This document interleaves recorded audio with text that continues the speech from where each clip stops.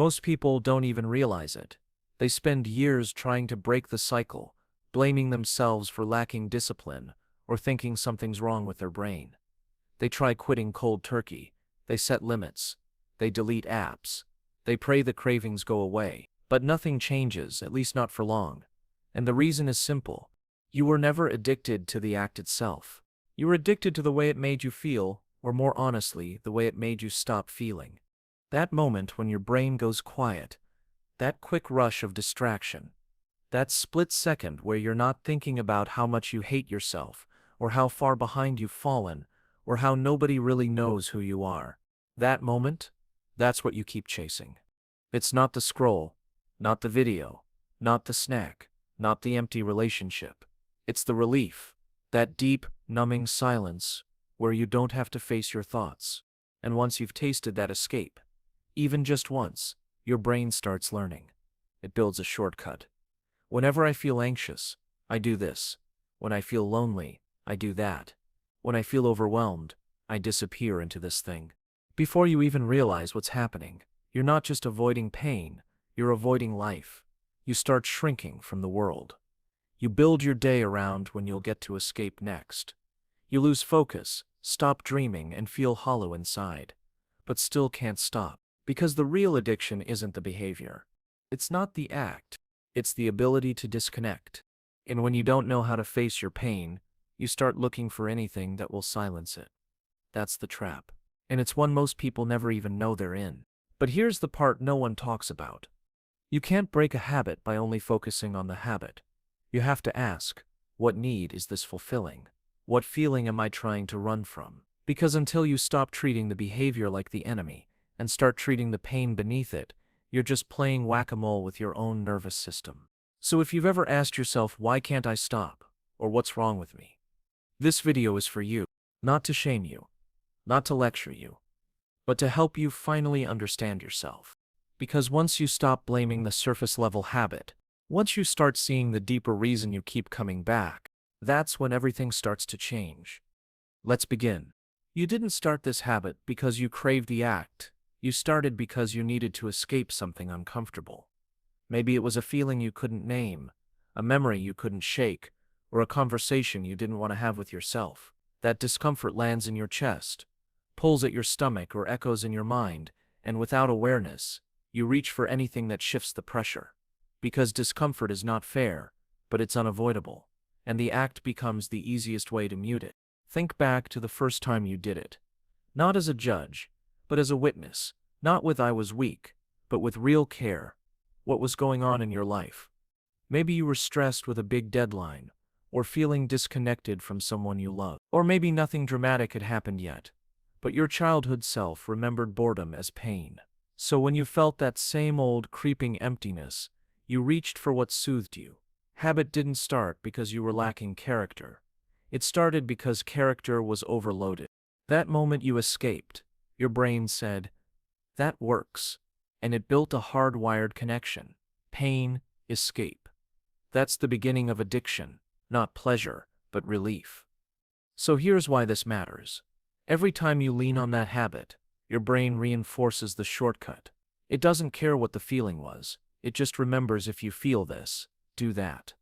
And the behavior becomes automatic, invisible, like breathing. You're no longer choosing, your body is choosing, and it's choosing comfort. But here's what most guides never mention. This isn't just mental. It touches your nervous system. You feel that pull before you think. Your muscles tighten, your heart races, your brain whispers. Your body knows the routine before you do. Cravings aren't self-made, they're reactions. And if you've tried to quit before, you might have hit a wall. You get restless, irritable, foggy. That's not failure. That's your body protesting loss of its coping mechanism. And until you address those physical cues, willpower won't cut it. Now imagine this. You open your phone. You're about to scroll. But before your thumb moves, you pause. You say, wait, what am I feeling? That moment of awareness is the first act of true power. You're not saying no yet. You're pausing. And in that pause is space. Space to decide if you're acting for pleasure or running from discomfort. Space to ask, what's hurting? That question, repeated, rewires the shortcut in your brain. It doesn't erase the craving. It trains you to pause the chase. That question brings clarity, and clarity is the tool many stop short of reaching for. Instead, they call the behavior weakness. They dump on their past self. They scroll more. They hide, which only fuels the cycle. Because pain untreated escalates. It layers. It becomes background noise that only the habit silences. So they think they're addicted to pleasure, but they're addicted to quitting themselves. And this addiction to escape is raising casualties in ways we don't talk about. Creativity drops, connection fades, dreams stall. You feel apathetic, your relationships start feeling glitchy. You're physically present, but emotionally broadcast in ketamine tones. You came here excited once, now you just exist. The very habit that once saved you becomes the cage that traps you. But that's not the end. Let me tell you something most people won't say. The reason you feel trapped is not because you lack power, but because you've never asked yourself what you're hiding from. And until you do, you're destined to chase relief, not freedom. You chase it because your body remembers the relief. But the relief doesn't heal, it only distracts. Healing and freedom come from sitting with the discomfort and staying present. That's the real addiction to break. The addiction to not feeling. So yes, this section isn't about bashing the habit. It's about uncovering why it took root. You didn't wake up one day and decide you wanted to be numb. You woke up, and nothing else seemed possible. That's not shame, that's insight. And insight is the first step toward change. When you understand why your brain keeps leaning into the act, you stop witch-hunting yourself. You stop calling willpower the magic potion. You start calling curiosity the door to freedom. Here's the key takeaway. The habit wasn't the problem. The reason behind the habit is the problem. And that's what you need to address. Not with guilt, not with fake promises, but with honesty. And with presence. When you replace judgment with curiosity, you stop feeding the cycle. You stop being the audience in your own story. You step forward and reclaim your attention, your energy, your focus. That doesn't mean it will be easy, because if it were easy, you'd already have done it. But it means it gets possible, because once you start recognizing the emotional undercurrent that drives the behavior, you stop reacting. You start responding. And in those responses lie recovery, recalibration, rediscovery. So let this section land. Remember, the habit is a symptom. The root lies below. And it won't dissolve by attacking the symptom. It dissolves by illuminating the source, by asking yourself, what am I really in pain about? That question begins the unraveling. That question is the thread that pulls the chain. And that is exactly where true change begins, not only in breaking the cycle, but in learning to stand in the moments where nothing else seems safe. We tell ourselves it's just a moment of relief, but that's a lie. The real escape is short, and the return is always harsher. Here's how the cycle actually works. It starts with tension, a feeling maybe quiet, maybe loud, of discomfort. You could call it stress, boredom, fear, emptiness. Doesn't matter. Your brain notices that noise inside and says, not again. And because your body remembers that one time the habit paused that noise, it lures you in. You chase that silence. You dive into the escape. At first, there's euphoria. Even if it's mild, a surge of calm, a distraction, a numb moment. It feels good, like quiet between storms. That quick hush you chase every time. That zero moment where everything stops. But then it ends. Almost always. And when it does, it leaves a residue. Shame, regret, a creeping ache that says, I slipped again. Now your pain is deeper. You feel heavier, and you repeat the cycle, again and again. Escape felt freeing, but the return is always heavier. The cushion is temporary, but the aftermath is permanent. Your brain thinks, maybe next time will be better. And so the cycle tightens. Here's what happens underneath. Your brain rewires reward pathways. Every round of relief connects your discomfort to the act. You're not addicted to that instant calm. You're addicted to the mechanical solution. Feel bad? Do the thing. Always. With time, you lose access to simpler solutions. Reading, talking, breathing. They no longer feel like options. Because your shortcut blocks the root. Your brain learned to ignore pain, not face it. And that diminishing availability of healthier relief options fuels desperation. Now the habit grows, not because it's powerful, but because it's reliable. Because every time you hit it, you think, at least I'm quiet, but even that thought is false comfort. It's the illusion of being grounded while you're actually drifting. Meanwhile, your baseline elevates.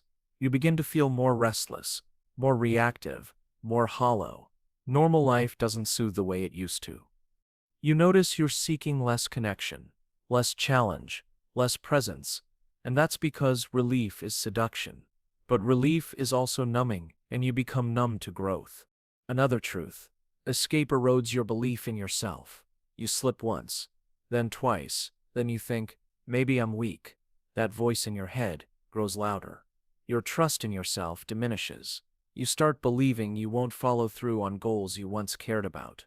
Maybe that bullshit streak of trust you once had in yourself starts losing shine. And when your trust fades, presence fades. You stop being there. For yourself. For others. It's like the habit hijacks your spine, tugs your energy, and relocates your focus straight toward avoidance. What's worse, you start to afraid of life again. Life means work, conversation, worry, commitment. That noise inside, that feeling, you're supposed to feel that. But now you see it as a threat. You equate discomfort with danger. So you avoid, you hide, you isolate. That isolation builds walls, walls that block everything: connection, opportunity, passion, and the walls feel safe, because anything more than silence threatens the normal you've grown into. So the cycle continues: painful moment, escape, numbing, shame, return, wall building, isolation, repeat. And the big lie is this: the escape is harmless. It's not harmless. Not in the long run. Because habits don't just respond to life, they shape it. They become the frame your life sits in. They dictate what feels possible, what feels doable, what feels worth trying. Think about someone who builds an escape habit early.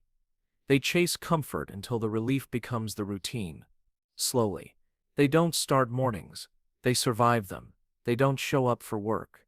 They go through moves. They don't connect with loved ones. They schedule escapes. We all feel discomfort. Reality serves it to us every morning, every meeting, every relationship. It's part of living. But human beings were built to respond to discomfort, to digest it, to process it, to learn from it. Escape cuts that process short. It trades a symptom for silence, and that silence is the easy liar. It tricks you into agreeing to live small. Your brain doesn't do this to spite you. Quite the opposite. Your brain wants you to survive. When it finds a shortcut that works, especially when you're overwhelmed, it latches on. It becomes functional. It brings comfort. It releases dopamine. But protection is only one layer. What comes next is sedation. And sedation spans. It bleeds into your vision, your decisions, your emotional range. Now imagine what happens when relief becomes reflex. Your baseline shifts, your world shrinks, your energy drains. You think you're functional, but you're flat. You think you're okay, but the escape just covers ignorance of how far you've drifted. In that state, life becomes a waiting game. You wait for the weekend. You wait for the next escape. You wait for permission to feel real. But that waiting, it's not life. It's avoidance by default. That's the cost of false relief. Small moments of quiet in exchange for stolen presence, silent surrender, and a shrinking sense of worth. Until one day you wake up and realize you can't remember the last time you felt alive. But there's reason for hope, and it starts with truth. Recognizing the cycle is the first step. Admitting it isn't weakness, it's awareness. And awareness is the beginning of transformation. Because once you see the loop for what it is, not what it feels like, you start making choices. Choices like, instead of reaching for the habit, what if you just felt the ache? What if you sat with the boredom? What if you tracked your thoughts without hiding? In the next section, I'll walk you through a path out, not by telling you to stop, but by showing you what flows back when you do. Not the canned hype, but the quiet clarity of doing nothing at all but being present. Because once you break the loop, you don't need permission to grow. You need courage to stand. And that courage begins when you stop chasing false relief and start choosing reality. It's not just about the habit anymore. It's about who you believe you are while doing it. At some point, the escape stops being a reaction and starts becoming your identity. That's the silent shift no one warns you about. You don't notice it the first time. It's subtle. You engage in the habit, feel the temporary relief, and move on. Maybe you even tell yourself, that wasn't so bad. But over time, you're not just using it to escape, you're using it to feel like yourself. And that's when things get complicated. The brain is wired to simplify things. So when a pattern repeats enough, it stops feeling like a choice and starts feeling like truth. The same way someone might say, I'm just a night owl, or I've never been a gym person. We start saying, this is just part of who I am, not out loud, but in the way we act. We accept the identity without ever questioning where it came from. The habit becomes a crutch, and the crutch becomes a mirror. You look into it and see someone who needs it, someone who can't function without it. Not because you're broken, but because that's the story the habit told you over time. You're not enough without me. And you started to believe it. That's what makes letting go feel terrifying, not the act itself, but the fear of losing a version of you that you've carried for so long. Even if that version is exhausted, even if it keeps you stuck, it's familiar, and familiarity is hard to give up. You might say, but it's not my identity. I know it's a problem. And maybe you do, but here's the test. If you imagine your life without the habit and feel empty instead of free, that's not just about behavior, that's about belief. Somewhere deep inside, you've fused relief with self, escape with worth, habit with identity. This is why most attempts to quit fail, not because people lack willpower, but because they're trying to remove something without replacing what it used to give them: control, comfort, confidence. When that's gone, you feel exposed, vulnerable, disarmed, and so you go back, not to the pleasure but to the familiarity. That loop is identity reinforcement. And breaking it isn't about punishment or force. It's about gently asking, who was I before this habit? Who am I without it? What do I believe about myself that makes me need this so often? Maybe you've told yourself, I'm not strong enough, or I'm too far gone, or I've always been this way. But those aren't facts, they're habits of thought. Repeated beliefs that formed because the habit was easier than facing uncertainty. The truth is, the more often you escape, the more you forget what you're capable of. It's like walking around with sunglasses on indoors. You can still see, but everything looks duller than it actually is. You assume this is normal, but it's not. Your brightness has been filtered, and the longer that filter stays on, the harder it becomes to imagine color. You begin turning down invitations, avoiding challenge, fearing change, because all of it threatens the comfort bubble your habit helped you build. A small world, predictable, contained, safe, but also empty. At some point, you stop dreaming. You stop imagining a different life. Not because you've truly given up, but because you've unconsciously agreed to stay numb. The habit tells you this is all you need. And for a while, that lie works, but it always breaks. The numbness doesn't hold, it fades. And in the silence that follows, you feel the truth rise up. This isn't who I am. And for a moment, you remember who you were before the patterns took hold. That moment is everything. That flicker of clarity, that glimpse of self. If you've ever felt that, like looking in a mirror and seeing someone you hadn't spoken to in years, you know what I mean. It's not just nostalgia. It's your real identity knocking again. That's what healing is. Not building a new version of you, but returning to the one you buried under years of escape. The curious one, the brave one, the one who tried even when they failed, the one who still had dreams. You don't have to become someone else. You just have to stop confusing the habit with the real you. But how do you start? First, stop moralizing your behavior. You're not bad for struggling, you're not broken. The brain adapts. You adapted to survive. What matters now isn't what you did, but what you choose next. Second, notice when the identity kicks in. This is just what I do when I'm stressed. Pause there. Ask yourself, who taught me that? When did that become truth? Is there another way to respond? Third, try small experiments. Replace the habit for a few minutes, not forever. Just a moment. Breathe through discomfort. Walk through silence. Call someone. Journal. See how it feels, not perfect, not painless, but different, more alive. And most of all, forgive yourself. You didn't choose to become addicted to escape. You chose relief when you didn't have better tools. But now you do, and that means the story can change. In the next section, I'll walk you through how identity can be rebuilt, not through rules or restrictions, but through freedom, real freedom. The kind that doesn't come from escaping life, but from finally living it. Because once you realize the habit was never who you are, you're free to become who you've always been. Most people think they're trying to quit a bad habit, but what they're really trying to avoid is a feeling, a specific emotion they've spent years trying not to feel. And the habit, whatever it is, became the most convenient way to avoid it. That's the trap. You weren't born addicted to distraction, or pleasure, or dopamine. You were born sensitive, curious, open. But somewhere along the line, certain feelings started to feel dangerous. Anger made you feel out of control. Sadness made you feel weak. Fear made you feel ashamed. And instead of being taught how to sit with those feelings, you were taught how to silence them. Be strong, be quiet, get over it. Man up, don't cry, don't show weakness. So you learned, you buried your discomfort. You covered pain with noise. You replaced vulnerability with strategy. And you started reaching for anything that would shut the noise off. Food, screens, gambling, validation, sex, achievement. Anything that made you feel in control again. But none of it ever worked for long. Because the habit wasn't the cure, it was the cover. And the longer you depend on the cover, the harder it becomes to remember what's underneath. At some point, you forget the original wound. All you see is the behavior.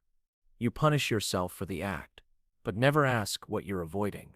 That's like treating smoke and ignoring the fire.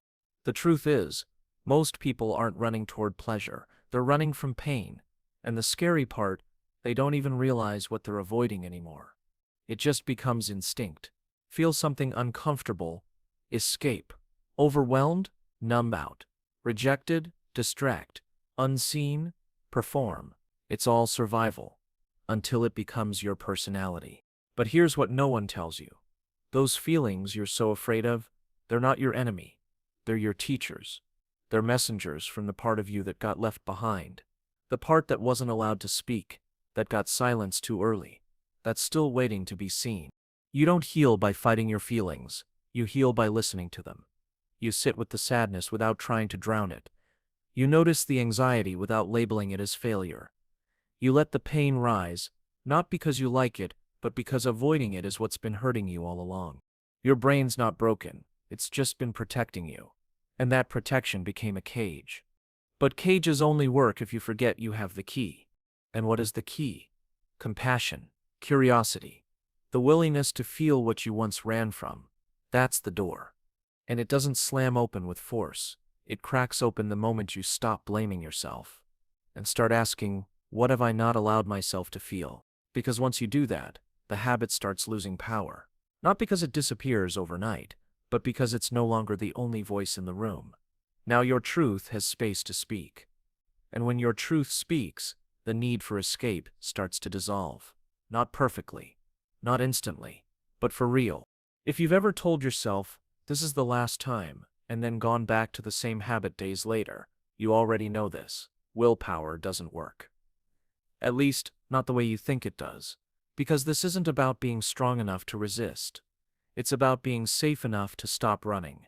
Let that sink in. Most people try to force themselves into change. They grit their teeth, white-knuckle their urges, and build routines designed to outsmart temptation. And for a while it works. They go a week, a month, even longer. But then, something breaks. A stressful day, a random trigger, a moment of doubt, and suddenly, everything crashes. Why? Because the part of you that used the habit to escape never got addressed.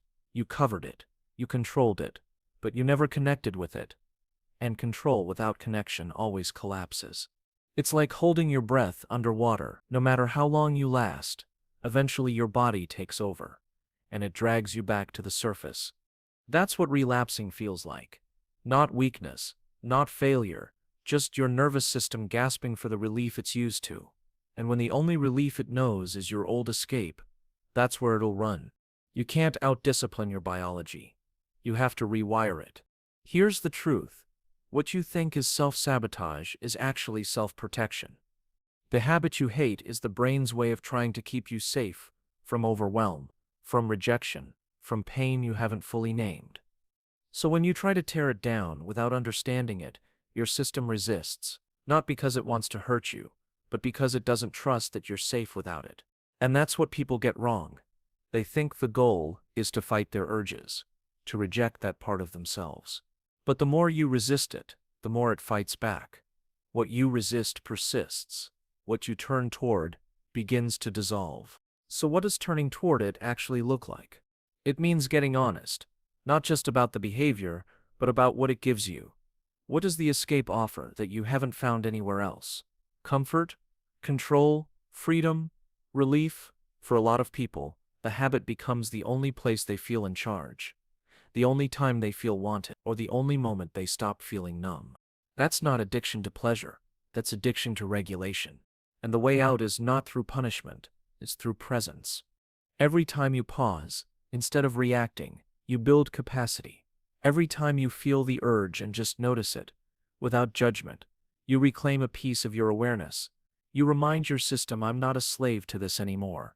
I can sit with this, I can breathe through this, I can choose. And that choice, that's where your power begins. Not in perfection, not in never slipping, but in building trust with yourself. One decision at a time, one pause at a time.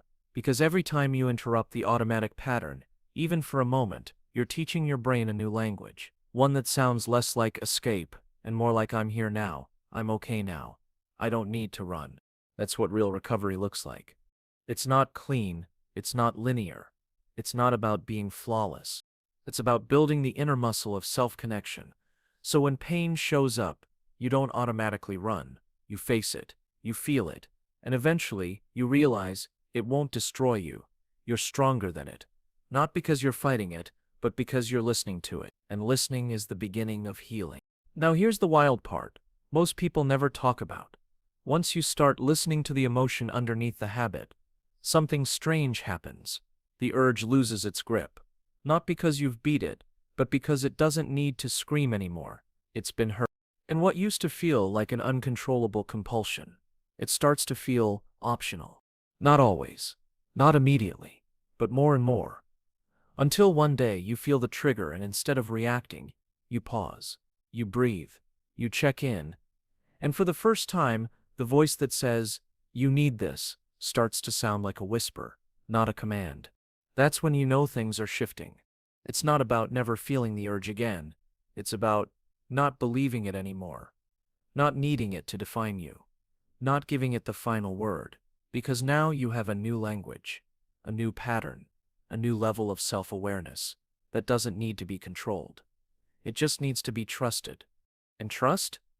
That's built in silence, in slowness, in that quiet decision to show up for yourself, even when it's uncomfortable.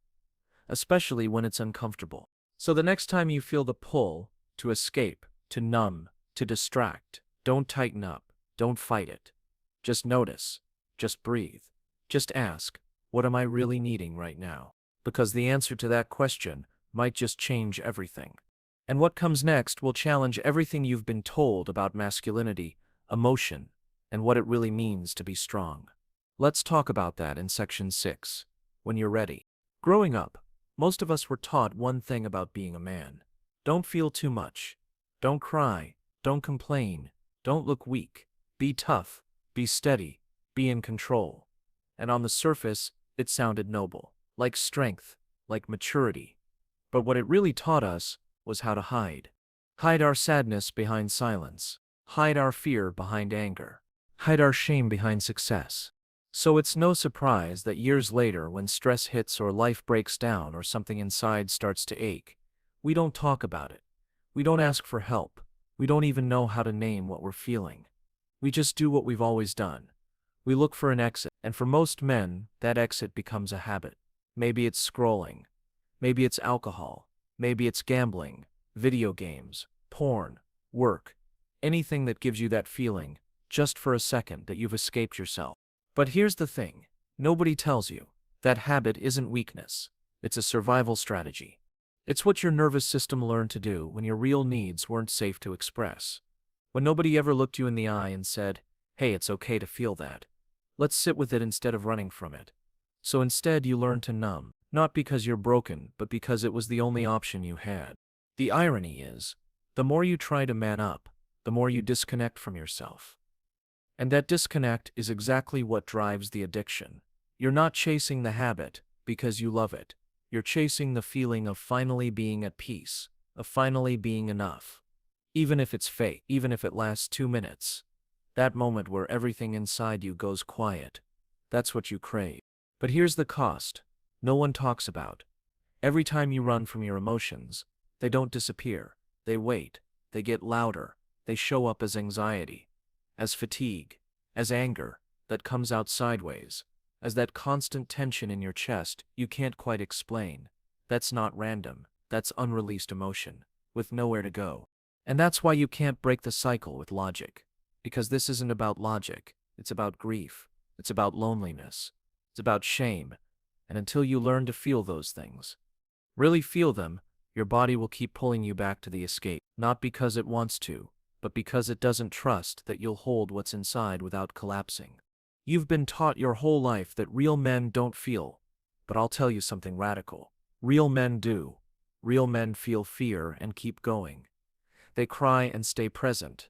They face their pain. Not because it's easy, but because avoiding it is destroying them slowly. That quiet suffering, the one you never talk about, it's eating away at your life. It's why you feel hollow after your dopamine hit. It's why you feel fake smiling through the day. It's why no amount of success makes you feel like you've made it. Because you're not just escaping stress, you're escaping yourself, your inner world. The part of you that's still hurting, still waiting to be heard. And until you turn inward, until you stop treating your emotions like enemies, you will stay stuck in the loop. Not because you lack discipline, but because you lack safety. Here's what strength really is: not being invincible, not being untouched by pain, but choosing to sit with the storm instead of pretending it's not there. Choosing to ask yourself hard questions. Choosing to stop lying to yourself about what you actually need. Do you want to be free? Really free? Then stop asking, how do I stop this habit? And start asking, what is this habit trying to protect me from? Because underneath every addiction is a wound. And underneath every wound is a need that was never met. Not love, not safety, not validation, not peace. You can't punish your way into healing. You can't shame yourself into being whole. But you can start today, right now, by doing something most men never do. Feel what you feel. No filters, no hiding, no escape, just presence. That's where true masculinity begins. Not in numbing, not in faking, but in facing. Because the moment you stop running, the healing begins. And once you start healing, you no longer need the escape. Not because the temptation disappears, but because you are no longer afraid of yourself. And that changes everything. For most people stuck in this loop, the goal is simple. Stop the behavior, quit the habit, break the cycle. And on the surface that makes sense. But here's what nobody tells you. Stopping isn't the finish line. It's just the start. Because once the escape is gone, all that's left is you. The parts of you that were silenced. The emotions you never processed. The questions you've been afraid to ask. When you stop running, it all starts rising. And that moment, that flood of awareness, is exactly where most people panic. Not because they're weak, but because they were never taught how to hold themselves without reaching for something to soften the pain. But here's the truth. The version of you that doesn't need to escape already exists. He's not a fantasy. He's not some perfect enlightened person who never struggles. He's just a man who finally stopped outsourcing his peace to things that never delivered. You've seen glimpses of him. The version of you who sits in silence and doesn't panic, who walks into discomfort and doesn't flinch, who feels fully grief, joy, fear, wonder, and knows none of it can break him. That man isn't on the other side of discipline. He's on the other side of honesty. Because the real reason you've been stuck isn't that you're addicted to pleasure. You're addicted to relief. Temporary, numbing, surface-level relief. But true freedom? That's not relief. That's release. The moment when your body finally unclenches, when your mind stops racing, when your worth isn't tied to performance or pleasure, or proving anything to anyone. That's what you're really chasing. Not a better habit, not a longer streak, not even control. What you're chasing is peace, the kind you don't have to earn. And that peace? It starts when you stop lying to yourself, when you stop pretending you're fine, when you stop hiding your pain behind sarcasm, work, or bravado, when you stop shrinking every time an emotion feels too big to handle. You don't need to fix yourself. You need to feel yourself. To reconnect, to reclaim the parts of you that got buried under years of pretending everything was okay. This isn't about perfection. It's about presence. Being here, fully, without flinching. Because the moment you meet yourself without judgment, the real you, not the filtered version, everything starts to change. Not overnight, not all at once, but piece by piece, breath by breath. And slowly, the craving to escape starts to lose its grip. Not because the pain is gone, but because you've remembered something powerful. You were never weak. You were never broken. You were just numbing a story you weren't ready to hear. And now you are. By now, you've probably realized this wasn't just about a habit. It never was. This was about the reason you kept going back to it. The weight you didn't know how to carry, the silence that felt too loud, the pain you couldn't name but always felt pressing in. And if you're still here, still watching, still listening, that tells me something. You're not here just for information. You're here because something inside of you is done. Done with pretending. Done with distractions. Done with chasing a feeling that fades the moment it arrives. And maybe, for the first time, you're starting to understand it was never really about needing the act. It was about needing escape, needing something to take you away from the heaviness you couldn't explain, from the fear of stillness, from the discomfort of being fully with yourself. But here's the truth, and you probably felt it deep in your chest somewhere along the way. No escape lasts. Not really. You always come back. You always end up in the same place. And each time it gets harder to look yourself in the mirror without flinching. That's not weakness. That's the human condition. And the moment you realize you're not alone in this, that your struggle doesn't make you broken, is the moment you start reclaiming your power. Because real strength isn't found in resisting the urge forever. It's found in understanding why it's there in the first place. When you start asking deeper questions, not how do I stop, but what am I avoiding, everything shifts. You begin to see the story under the behavior, the grief that never got processed, the wounds that were the moments you needed comfort, but learned to reach for control instead. And slowly, that craving to run, it starts to dissolve. Not because life becomes perfect, but because you stop abandoning yourself every time it hurts. This is the work no one sees. The nights when you sit with the ache and don't numb it, the mornings when you feel hollow and still show up. The quiet battles where you choose presence over escape.